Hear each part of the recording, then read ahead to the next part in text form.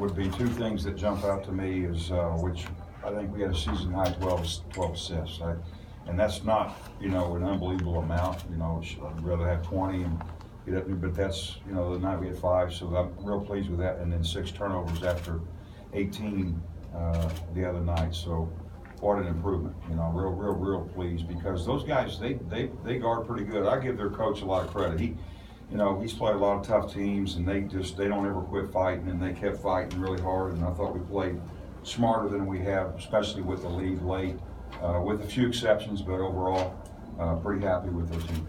Talk about that fast start is obviously 22-4, but I felt defensively you guys really did defended them well. Well, we did, and we had some lapses throughout the game, which I guess is never going to be perfect, but we really wanted to do the job, on Cole, and for the most part we did. We were blitzing him every time on every screener roll, and that was Paul and Tyrus, and we didn't want to go foul him because he's great at creating contact and getting to the free throw line. That's how he's scoring a lot of points, and 17 is kind of something you can live with. He's such a good offensive player, and he took 19 shots to get those 17 points. So it was overall, Evan and Kobe did a really nice job on him, and overall our defense, you're right, was a lot better. I mean, you look at 31% for they shot for the game. I think that's a season low for our opponent too.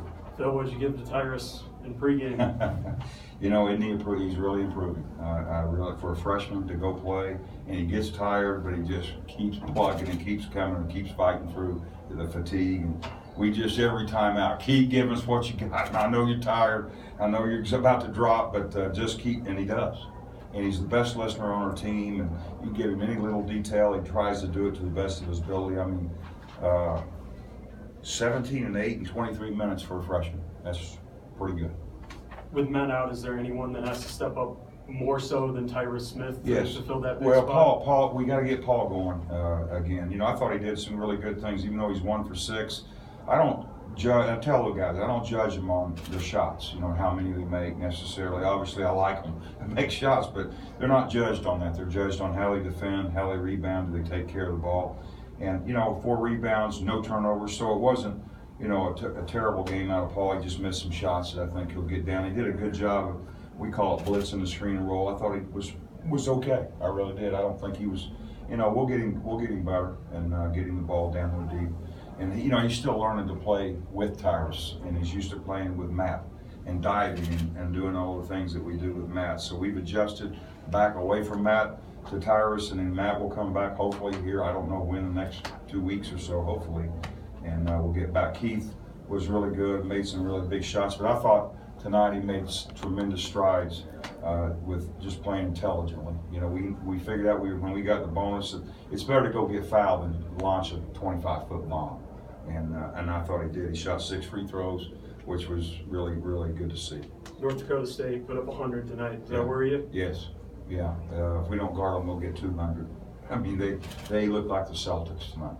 I mean, the old Celtics, not the new Celtics. I mean, the old Larry Bird Celtics. I mean, they pass, they move, they share, they shoot it, they drive. I mean, they are really a well-functioning machine, and really, we'll need a tremendous effort to be able to pull that one out. Did you surprise you a little bit with the score against NC Wilmington?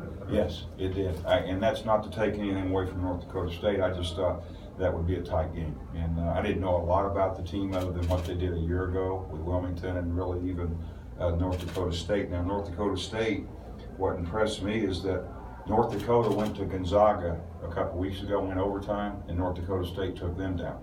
So, they've proven they can really play with some really good teams. They got beat at Arizona pretty bad, but who wouldn't, really? I mean, anybody goes in there, I've been there, trust me, 5 years. It's just not an easy place to go in there and play. So you've only lost your first game. What's contributed to your success? I'm sorry? Personally? You've only lost your first game, really, that you've coached. Well, listen, it's not me, really. Really, honestly, it's not that much different. We're doing a few things different. It's just I'm just constantly digging, trying to get them to dig down deep and give everything they got.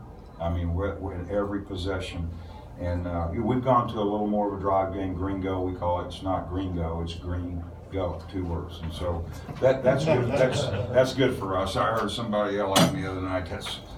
They didn't like that comment, but it's 2 words. So anyway, but no, we've added that. That's been a change, and then we've gone a little bit more high-low, and we're looking to get it to Tyrus. You know, really, and it's real pleasing to see him be productive. Obviously, when Matt's in there, we want to get it to him, but to be able to spread out the wealth, so to speak, and the scoring, 3 double-figure scores last night, 4, or the other night 4, is great to see. Is it safe to say that your guard play has been key to you guys Yes. for him? Well, I would say a big part of it. I wouldn't say the total part because of Tyrus Smith and the job that he's done. You think about what he's done the last 2 games for a freshman, and he's still learning, how to play and defend. And again, he's a tremendous listener. Everybody in here would love to know him and have him work for you in any capacity. If he was in this media room, he would be doing something productive to help you guys out. He's just that kind of kid. His parents came in from Mississippi to see him tonight, so I know they're really proud and they're really wonderful people. But no, he gives us that low post presence that really teams have to have. You got to have somebody to throw it in there too, and he's really been productive. Phil, let's read about this when you kind of first took over. I see a lot of Arizona in your offense. Am I crazy there, or is there some revolts? There is a little bit. You know, there's a fine line between we want to be real aggressive. We want to drive the ball as much. We want to share the ball, move it side to side. Those are all Arizona aspects of Luke Olson's offense, and yet there's a fine line between being real aggressive and having poise. And Luke used to preach that constantly. Aggression with poise, and that's kind of been the message. So, you know, they started pressing us. I want to attack to go score. If it's not there, advantage, get it out. Let's get in offense and have the poise. And I think we did. I think we have done that. I think we did it against New Mexico and Washington State. Really, both those games, and again tonight. You mentioned the other night you wanted Keith to work through some of the things he was seeing defensively. It seemed like he wasn't double teamed as much tonight. But Keith? was the things he was doing, was he working through some? Yeah, he did. I thought he did, and we told him, you know, you're going to get denied almost every night. They tried to tonight some, and we ran a couple little backdoor plays for him, and we ran some brush screens for him. But I thought for the first time he played through that denial, played through the frustrations of not of being really guarded hard. You know, and I told the guys, this green go that we run or whatever, they're going to team scout us. They're going to guard it. It's not going to happen easily. It's not going to happen off 1-2 pass. It's not. It's got to be. It's like a football game. I mean, Georgia's over there scouting Baker Mayfield in Oklahoma and ready to go play against it, and they're staying up there till midnight or 2 in the morning with a plan to go guard them. So Oklahoma's trying to counter Georgia and have a plan to counter their counter. It's the same thing here. That teams aren't going to just give up, and everybody plays it differently. And so I thought Keith was great at understanding that it's not going to happen right away. I think he wants everything to happen right away, on first pass, and make plays, and if it doesn't, he can get frustrated. But I thought tonight we saw a little bit of a more calmer, patient player with Frazier really throughout the game. And, you know, he did a pretty good job on Williams, who's averaging 18. He got 12 tonight. Phil, one last thing for me. Yes. And I just aired this story. There's a Kentucky book, children's book, called Night Night Kentucky. Yeah. In it, it's kind of like their A Night Before Christmas. Okay. In it is an illustration of Rupp Arena with all the banners. They're claiming 1966 national champion in that. Were you aware of it, and what's your take on that? No, I'm not aware of that. How could that possibly be? They better take that down. That's inaccurate. Somebody needs to tear that down. That's totally, it doesn't belong. I was not aware of that. No, I don't know if that's just a cartoon or is it really a banner? It's a children's book. Oh, well, we're teaching children the wrong things. In a lot of different ways. Got players in the locker room right now. Okay, thank you guys. Appreciate it.